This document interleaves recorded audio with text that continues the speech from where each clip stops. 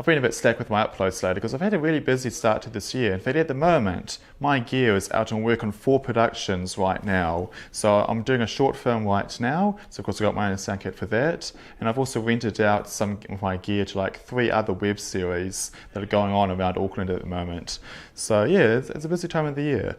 But also with like so much of my gear being used, like I've got a lot, but I've realised that even myself I'm running a bit short on odds and ends. So last night, when a friend came around to pick up a timecode box he was renting, I realised I need to actually loan him my 3.5 to BNC connection that was actually for him to jam from his own F8 recorder. And that was actually my last one I had left because I'd also borrowed out other timecode boxes to the other 2 productions.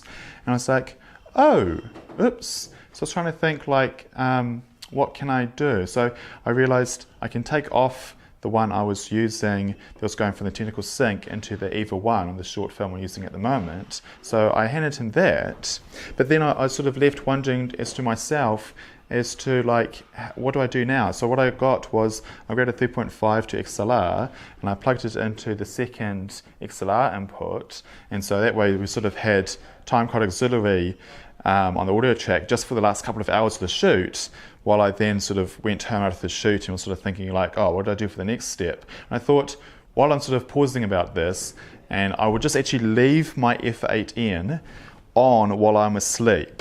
So, because I don't, the timecode boxes and the recorder itself do hold time very accurately for quite a long time. And I thought maybe I could get through one last day if I just never switch anything off. I'll keep on keeping the technical sync charged up. I'll plug that in, and I'll make sure it doesn't auto power down. Because you can change how long it is when you auto power down between if it gets disconnected to help save battery life. And so I just changed it to 12 hours. Long enough for my short nap that will sleep overnight. And surprisingly, the BPU60s that I used to power my sound bag with, this actually powered, well, not this exact one because I switched over mid-afternoon, but the other BPU60 battery I had powered this bag from the start of, oh man, what day is it now? I really am losing track. What it was, it's a Saturday now, isn't it? Man, when you freelance, you sometimes forget what day of the week it is, because you're not a normal Monday to Friday guy. So it powered it all the way from the start of Friday morning through to Saturday afternoon. Oh no, wait, sorry, I'm not talking about. It's powered it from. Anyway, a whole day and more. And I still had, after that full day, after the whole night and the next full day, I still had 3.9 volts left showing on my F8N's display. Although, at the moment I'm, 14.3. But yeah, even though it was running my bag, and I have a battery bud power distribution here on the side that also powers my 3 Lectrosonics receivers I've got here, Lectrosonics SR and a couple of older ones. And but basically I guess the way I got it to power my entire bag overnight while I was asleep and still have tons of juice left over, so I really just sort of put it into low power mode. I switched the screen so it went completely off, so that was black. I made sure my outputs were off. I disarmed all my tracks, had all the phantom power turned off, and yeah, it actually turns out, I guess, that the F8 barely uses power when you sort of turn it all off. Because normally you kind of think of the F8 as something that's pretty power hungry and just chews through your AA batteries, for instance. That's why I've got to have an external power supply. And the F8N is even more power hungry than the original F8. But yeah, if you just put it into low power mode, it actually lasts a really long time. So that's something handy to know. Although apparently, anyway, I shouldn't probably need to worry about that, because apparently the new F8N does actually hold time code while it's powered off, but I don't know, I don't want to be the first person to be fully testing that. And where was I going? Photos, paparazzi in the background just there. Anyway, so basically there was plan A. I could just keep on, just hopefully go through the day with the same time code box that I jammed with at the start of the previous day, and I don't know, see what happened on the short film.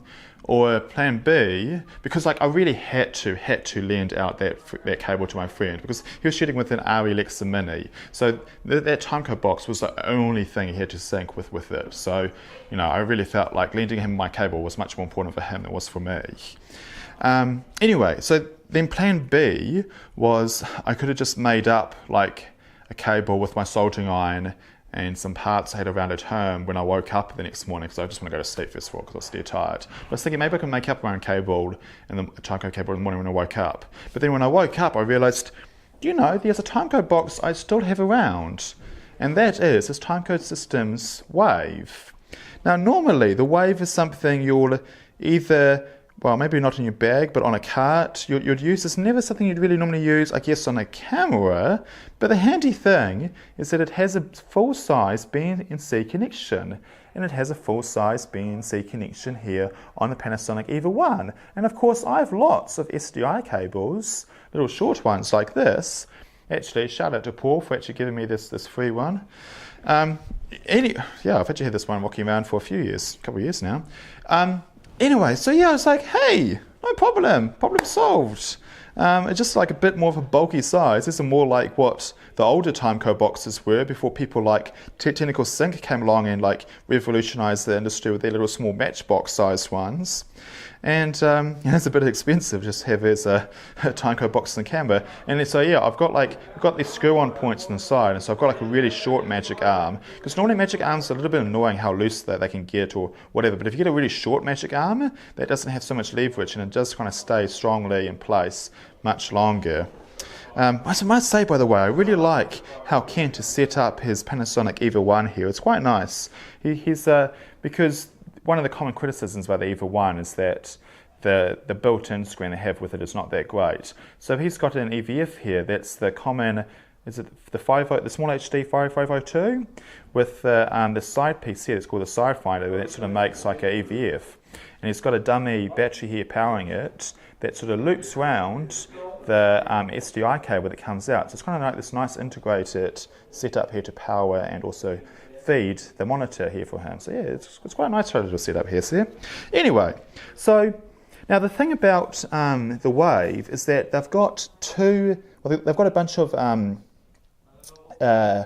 input-output set here on the side, and so these four, one is to power it externally, although by the way, it's got a USB charging on the side, and that USB just like keeps this running for ages and ages. Like, I think I got to the end of the day yesterday, and I don't think I'd barely lost a single bar on the USB internal one. So yeah, I don't think you really need to charge it externally. I guess it just maybe makes it life a little bit easier. You can have like weeks, months long projects and never need to worry about charging it if you've got an external one. It's one less thing to worry about. But yeah, like you've got smaller projects, that USB powering of it, just that internal battery runs it for ages. But then again, I did also have Wi-Fi switched off because that's one of the features of this. You know, you can run your Blink network with the Wave, and so maybe I guess if I turn the Wi-Fi on, maybe that'll make the battery go longer. I mean, that is a common thing with devices in general, like my Zoom recorder and this Wave. Is if you just turn off the features you're not using, it'll often run much longer. So yes, I turned off the Wi-Fi functionality in this. And anyway, so they've got the external powering, they've got the data input, they've got the timecode input-output, which is actually a 5-pin LEMO, which is the same as like on some sound devices, for instance.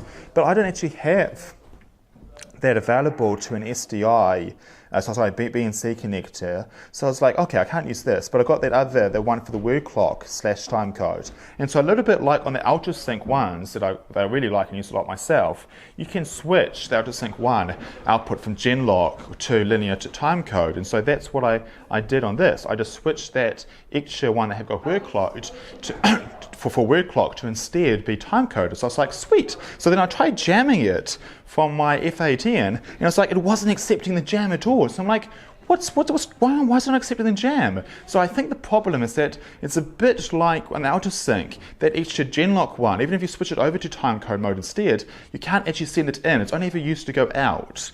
So that was a little bit of a hiccup. So I mean, it was very, very simple fix for this was, rather than treating my recorder as a master and have everything get jammed from that, I just simply set the time of day myself on the wave, and then I jammed my recorder to match that. So I kind of just did my reverse the normal workflow. But I just wish that, you know, Timecode Systems did maybe an update for their devices so that they could use in both directions all the ports. But yeah, there's a minor comment about it. What else can I say? Oh, you've normally got like a little antenna that comes out here from the wave for the Wi-Fi network controls, but I just unscrewed that. That's a normal SMA connector. So yeah, I just unscrewed that because there's no need for the antenna to be there. I don't want to be accidentally broken off, you know, while the camera department is sort of moving their stuff around. Because yeah, sometimes antennas can break off. So I actually broke my antenna on my RF Explorer because I had it in my pocket and then just sat down. It's like, oh damn it. Anyway, I guess that's about all I can say. Oh, this is my like crappy Chinese AliExpress special microphone. You can just stick it on the camera for, you know, reference. And that's what I'm sending into the left channel, and then on the right channel I've changed the audio settings inside the camera just so it has the internal mics as another reference. What else can I say about the project? I guess that's about all I've sort of covered for now. Yeah, I'll have more stuff in future videos. I've actually got a project coming up soon, which I'm shooting on Super 35mm film. So I'm doing a lot of research at the moment because I never shot on a Super 35mm project. So sort of thinking about how can I, as a sound department, work with those film cameras and the workflow for them for post, and how I could even stick together, and just all that stuff around there. It's definitely a bit of interesting research, and I'll have a video about that soon. But for now, I'll wrap up because I've got dinner to eat. See ya.